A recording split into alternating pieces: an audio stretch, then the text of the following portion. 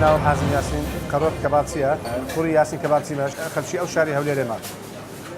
ئەمە تقریبا لە ساڵی 1970 ئێرە دامەزایە ئیرانێک لێرە بووە پاش ئیرانیەکەی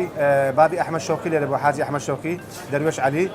پاشەوی لە 1960 ئەمە هاتین ئێرە چونچی وێنەچی خەڵاتی هەبوو مامۆستا ئەسکەندەر عوسمان خوا عافیکە دروستی کردبوو هەدیە لەو باب نینە ئەمە زانیمان ئێرە بام وە خۆی 1960 داینایە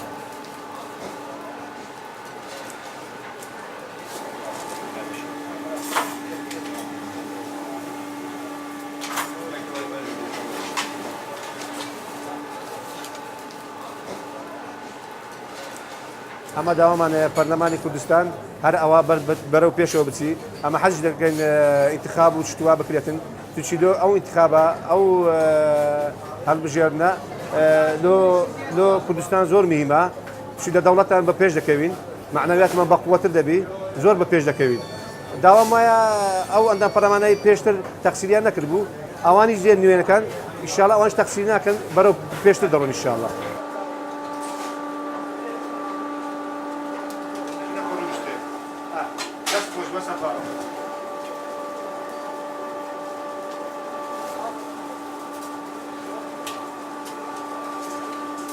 اهتمام بە شوێنە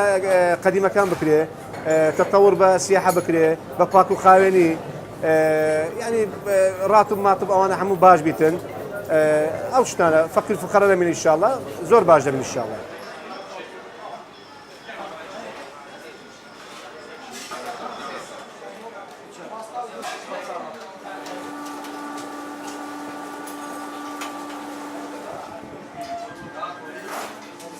داوام وایە هەموو کەسێک بستە سەر سندوقەکانی دەنگدان دەنگ بدەن ئەوی لەسەر حەق دەڕوا ئەوی لەسەر پرۆژەکان دەڕوا ئەوی لەسەر ئیشەکان ئیشی کردیە لەسەر ئەوان بڕۆن لەسەر ئەوان بڕۆن ئەوی دیفاعی لەمە کردیە لەسەر ئەو کوردستانەی کردیە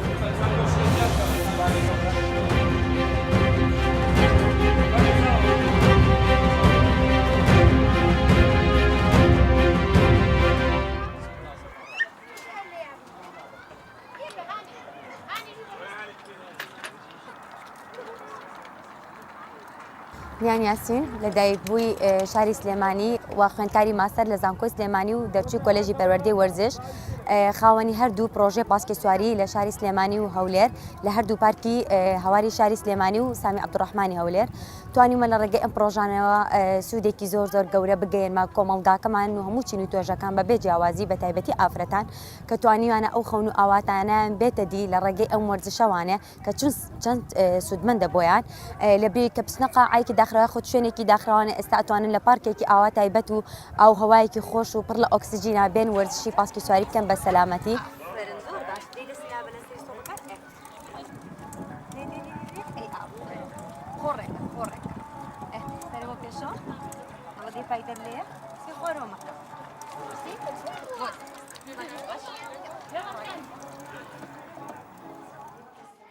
توانیم وەکو کچێک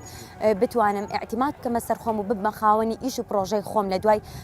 دەرچوونم لە زانکۆ نەک ئەوەی کە ببمە ئەوەی چاوەڕێی تاعیناتی حکومەت بم یاخود ئەوەی کە لە دام و دەستگایەکی حکومیان کار بکەم بەڵکو توانیمە خۆم ببمە خاوەنی پرۆژەکاری خۆم لە اختصاسەکەی خۆمە لە هەمان کاتە هەلی کارم بۆ چەندین گەنج لە هەردوو شار ڕەخساندووە کە بتوانن لە ڕێگەی ئەم پرۆژانەی منەوانێ و لە بوارەکانی خۆیانە سوک بگەێنن بە کۆمەڵگە بە تایبەتی ئافرەتان کە ئەوانی کە پاسکیل نازانن توانیوانە لە ڕێگەی پرۆژەکانی منەوانێ و لە ڕێگەی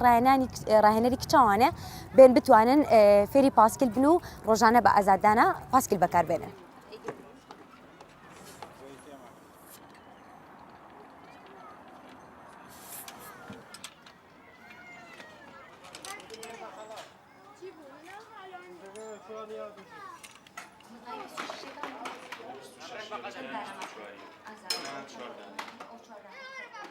و داواکاریم لە حکومەت و پەرلەمانی داهات و ئەوەیە کە ئەگەر پرۆژەیەکیش بچووک بێت تەنانەت کچ بێ یاخود کوڕ بێ ئەم گەنجانەمان یارمەتی دەریان بن و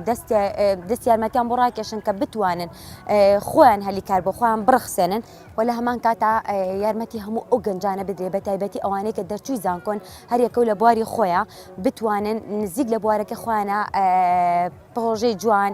دەستیان بگرین ئیش و کارێکی جوانیان هەبێت تایبەت بە خۆیان تاکۆی تاوانیش هەم ڕێگە خۆشکە زیاتر بن بۆ کۆمەڵە گەنجەیەکی تر بێنە پرۆژەکانیانەوانە و خزمەتێکی بچووکیش بێن بە کۆمەڵگاکان بکەن چکە بەڕاستی گەنج داهاتوو ئەم کۆمەڵگەیەیە ئەبێ ئەمە لە گەنجەکانمانەوانە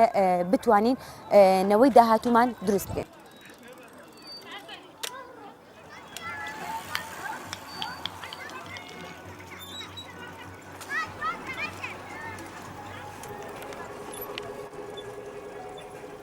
وەکو ئەوەی کە بە نزیکی لە دەنگدانەوانە و بەرەو پرۆسی هەڵبژاردن ئەچین داوای لە هەموو گەنجەکان ئەەکەم کە بچنە سەر سنووقی دەنگدان و دەنگ بەو کەسانە بدەن کە شایستن و ئەتوانن خزمەتی ئەم کۆمەڵگەی بکەن تاکو ئەوانیش لە ڕێگەی ئەو کورسەی کە بەدەستی ئێنن بە شایستەی کۆمەڵگاکان بتوانن خزمەتی کچووکیش بێت بە گەنجەکانمانی بکەن و هەلیکاریان بۆ بڕخسێن.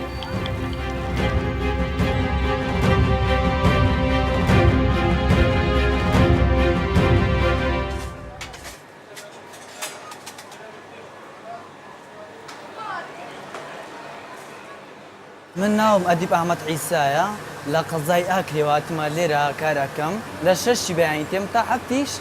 شەو کار دەکەم. کاری ڕۆژانەمان ئەوەیە مشتری تێبەڕێ دەکات و مشتری بەڕێ دەکەین و تەعاملیمان دەبی لەگە هەموو نەوع مشترێک بۆ ئەرحەمدە وەزعی کوردستان زۆر خۆشە. گەشتیار ئێستا ڕوویان کردناوێ ئەرحەمدە شەڕ نەمایە و خۆشی گوزەرانی بۆ هەرێمی کوردستان هاتووە. یعنی بەرە گەشتیار لە هەموو ڕێوەیەکی بگرە گەشتیاری ئێرانی بگرە. عێراقی بگرە، مصری بگرە، ئەمریکیەکان بگرە، ئەڵمانیەکان بگرە، هەر هەموو نەوع گەشتیارێک تێن بۆ ئێرە.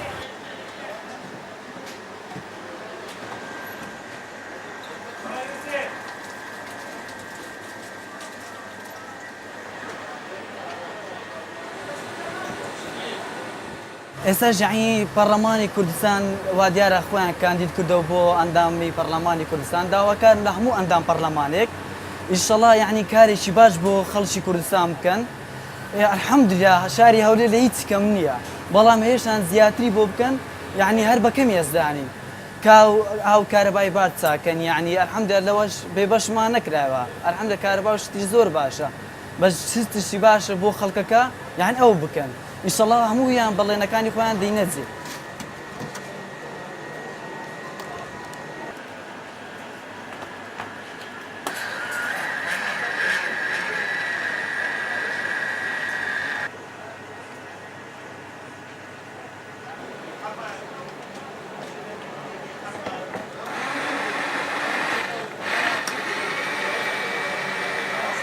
داواکارم لە خەڵکی کوردستان هەر هەمووی ڕووی لە سندوقی دەنگدان بکەن چونکە